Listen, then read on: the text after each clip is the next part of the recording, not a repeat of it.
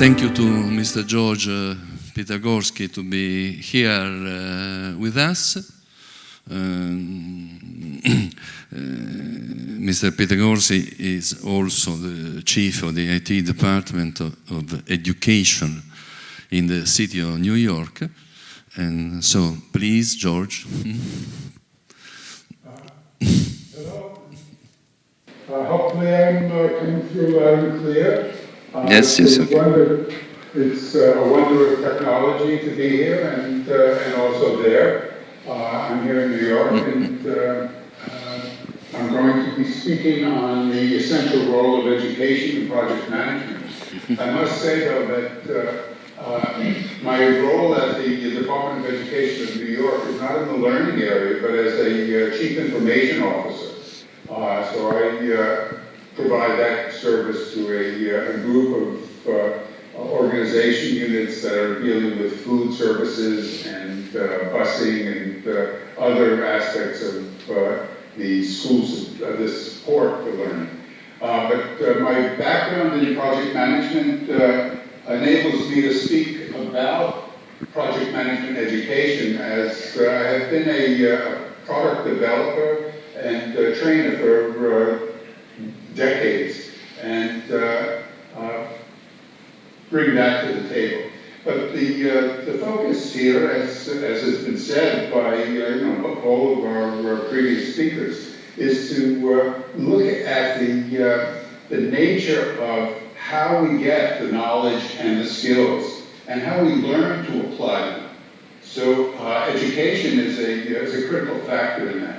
Now, I don't know, can you see my slides? Are they visible in... Your slides, si possono vedere, abbiamo le sue slide, regia, di signor Pitagorsky?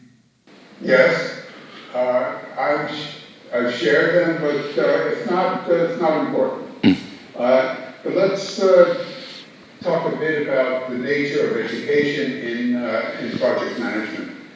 The first step is to look at how the three elements, technical project management, leadership, and strategic management, using the PMI triangle as a model, and recognizing that education is that quality of giving or receiving instruction, and it's about how we apply and impart knowledge. Now, the kind of knowledge that I'm going to be focusing on is knowledge regarding the ability to perform, the ability to perform perhaps at an optimal level. So what I've found in my experience, without doing a formal survey, but again, my experience across the years, is that the current state of PM education is that there's a disconnect between the various elements, that technical project management is quite nicely covered and addressed in the literature and in the courses that are being offered. It's well represented. The strategic and business management part of it depends more on individual awareness at the organizational level, and also from the point of view of having to be tailored to the individual organizational setting, the context. So I don't find it very prevalent in the general industry. And then we have leadership training. Increasingly important, it's certainly been recognized over the last decade perhaps, that it is at least as important, if not more important, than the technical skills. Whereas the technical skills seem easier to learn, easier to apply for many of the people who self-select to become project managers. And then that leadership, we find that there are many courses on individual skills, but many of them are often academic and impractical. For example, there was a person in one of my classes on optimal performance that pointed out that in a conflict management course, she was given the impression that everyone will be able to apply and will apply the various skills that were being taught, and how to better work with the opponent in a conflict. And when she got back to work, she realized very clearly that there were some people that just didn't get it, that were unable, and to manifest a positive approach to conflict management. And therefore, she needed another set of skills that were enabling her to cut through whatever kind of resistance there was and be more socially intelligent in that engagement. So I find, and I think perhaps you would agree, that there is this disconnect, this stratification of the learning that's taking place. Now, clearly education makes a difference. There are several integrated courses. I'm not suggesting that that the current state is at level 0. But when it comes to more advanced courses, we find that there are fewer examples of integration that might be present in a course that is dealing with certification. So we find that it's necessary to create a program of courses and other events that constitute education in the field of project management. So we need certainly the courses. We need integrated workshops, which enable people to actually apply in a simulated environment what they're learning in the context of technical and leadership skills, and bring that into an experiential level. We need coaching and mentoring on an ongoing basis to enable the learning to really be reinforced, to sink in, to be applied in context. We need communities of practice that are enabling experts and peers to come together to address very specific types of issues in very specific organizational settings.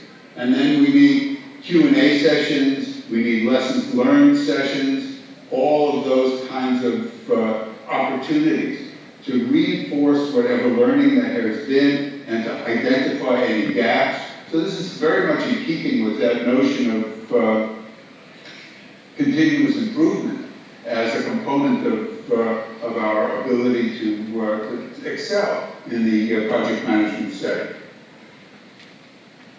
The overall approach that comes together when we integrate all of the different modalities of learning shifts us into another context, a context that has to do with cognitive readiness. Now, to my mind, and I think the previous speakers have already said that it is quite important to recognize that the goal of project management is to provide benefits to the organization, and that therefore the goal of project management education has to be to enable people to optimally perform so that they can deliver those benefits. The notion of cognitive readiness goes back to the 1950s, where the term was coined in the American military. Cognitive readiness is the mental preparation, including skills, knowledge, abilities, motivations, and personal dispositions that an individual needs to establish and sustain competent performance in the complex and unpredictable environment of modern military operations. Change military operations to project operations, and I think we have a good definition that fits very, very well into the current understandings of the needs of project managers, teams, and organizations. So when we look deeply at the cognitive readiness, it's that readiness of individuals and teams to apply their skills and explore their faults and deficiencies so that they can make the effort that's needed to overcome them. It implies a certain amount of courage and candor to objectively assess performance and improve it as needed. So, that being said, let's recognize that to promote education, which in turn promotes cognitive readiness, this ability to apply what has been learned in context and continuously improve, we need first awareness. The awareness is identified by recognition of the fact that integrated learning and cognitive readiness is an essential element. As practitioners, experts, leaders of the PM profession, it's our responsibility to recognize the importance of cognitive readiness and to communicate that to the people who produce, acquire, and implement PM education. We are the thought leaders in the industry, and as such, we need to now drive the education in a way that best suits the organizations that we are serving. The awareness allows the development, and the two things go in parallel, not necessarily one totally before the other. But development is basically about integrating programs, clear program objectives, recognizing that self-paced, multi-year span of learning, multiple levels of skill advancement and feedback and continuous improvement need to be integrated into the right programs, tailored to the organizational setting and the career of the individual. And then we have delivery and integration. We have just-in-time coaching, courses, multimedia, social media, all of these technologies and techniques, including events, libraries available to project managers in their job settings or personally in their homes, funding for self-learning. And this funding for self-learning is a key element because we find that in some cases, it is up to the individual to make sure, in fact, I would say in all cases, it is up to the individual to make sure that they are keeping up with the field, increasing their learning, taking a good assessment of what is available to them in the way of resources, and so forth. So everything from appropriate sponsored courses to internal learning events like lunch and learn programs, and certainly the recognition that lessons learned events are also critical to the recognition and then delivery and implementation of educational programs that satisfy the needs of cognitive readiness, which in turn enables people to perform optimally.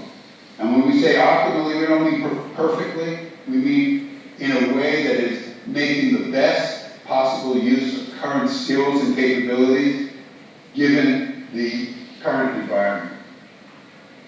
So, to recap, cognitive readiness is the mental preparation an individual needs to establish and sustain competent performance in the complex and unpredictable environment of modern project operations. And to cultivate that, there needs to be a comprehensive program that addresses the factors associated with cognitive readiness, which are mindfulness, emotional and social intelligence, a certain amount of wisdom that comes from a point of view and an attitude that recognizes the process-oriented and systems-oriented nature of our world. We certainly need the technical and leadership skills that are essential to being able to perform, and then that organizational awareness and business knowledge that enables us to be strategic and to meet the needs of our business organizations and other organizations that we're embedded in. The combination of these is now presented in the context of an ongoing, lifelong program of learning. So the ability of the individual and our organizations to promote this type of learning is up to all of us to present, to recognize, to include in our standards, and bring together this awareness of cognitive readiness and how it affects education. So, thank you for your attention. I hope this has been a useful presentation, and I look forward to collaborating with many of you over the next years. Thank you very much. Thank you very much.